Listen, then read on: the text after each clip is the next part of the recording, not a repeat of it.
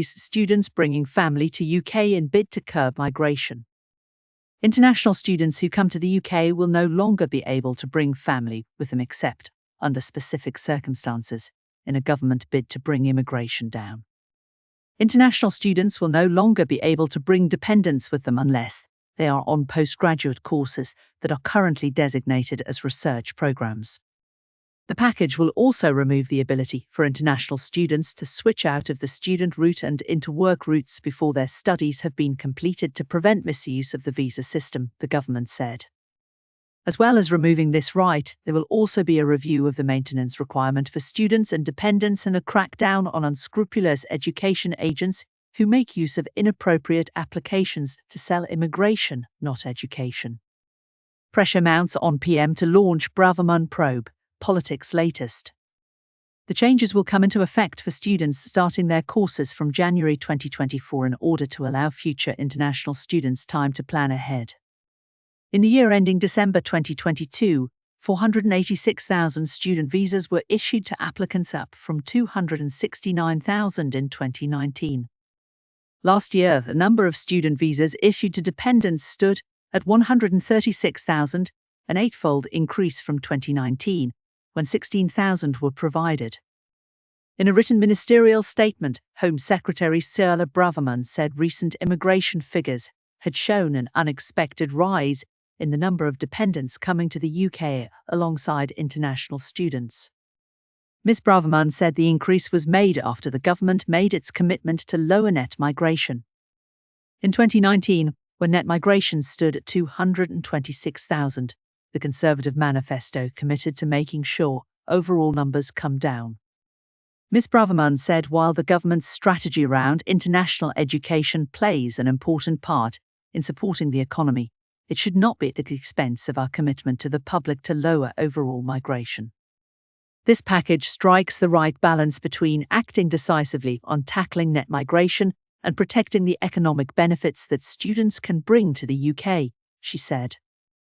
Now is the time for us to make these changes to ensure an impact on net migration as soon as possible.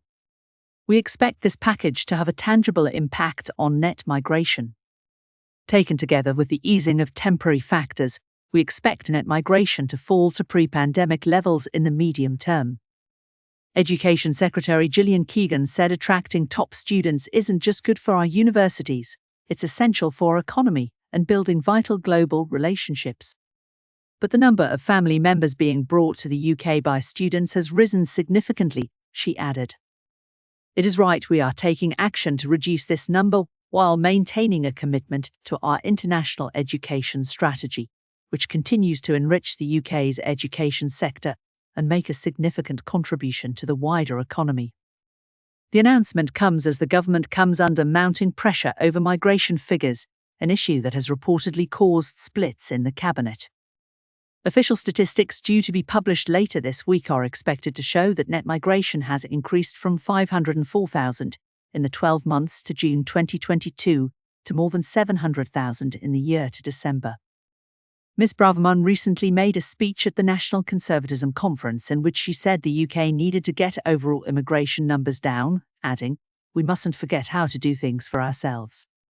But Ms. Braverman is reported to have faced pushback in recent weeks from some cabinet colleagues, including Chancellor Jeremy Hunt and Ms. Keegan, who are said to have been appealing for more visas for students and workers in certain sectors to boost economic growth and continue to plug the gaps left in the labour market. The Home Secretary is also coming under increasing pressure personally over claims she asked civil servants to arrange a private awareness course after she was caught speeding last year, a move critics claim could amount to a breach of the ministerial code. Raising an urgent question in the House of Commons, Labour's Deputy Leader Angela Rayner said there were serious questions to answer regarding Ms. Braverman, adding, "How many strikes before she's out?" Joe Pike. At Joe Pike. Pressure has been building for Rishi Sunak to act ahead of Thursday's big migration statistics announcement. We expect net migration to hit 700,000, a new record. In their 2017 manifesto, the Conservatives committed to bring these numbers below 100,000. That pledge has long since been scrapped, but there is still pressure from Tory MPs, party members and voters to do something to tackle high levels of legal migration. Today's announcement is a relatively simple measure which ministers hope will have limited economic consequences. Chancellor Jeremy Hunt is understood to have been far more sceptical of other proposed policies, which could have had a knock-on effect for the workforce in key industries. Last year, 135,788 visas were granted to dependents of international students, almost a nine-fold rise on the 2019 figures. And while the measure is expected to disproportionately affect female foreign students, it is unlikely to have as much an impact on employment levels. Further interventions are therefore likely needed, and Suella Braverman is pushing for them if net migration is to fall significantly. A battle is underway within Cabinet, and Rishi Sunak ultimately needs to decide how to best balance economic priorities and the wishes of many of his backbenchers and voters to get a grip on migration. Jeremy Quinn, Paymaster General and Minister for the Cabinet Office, said the Prime Minister was the ultimate judge of the standards expected of a minister and the appropriate consequences of a breach of those standards.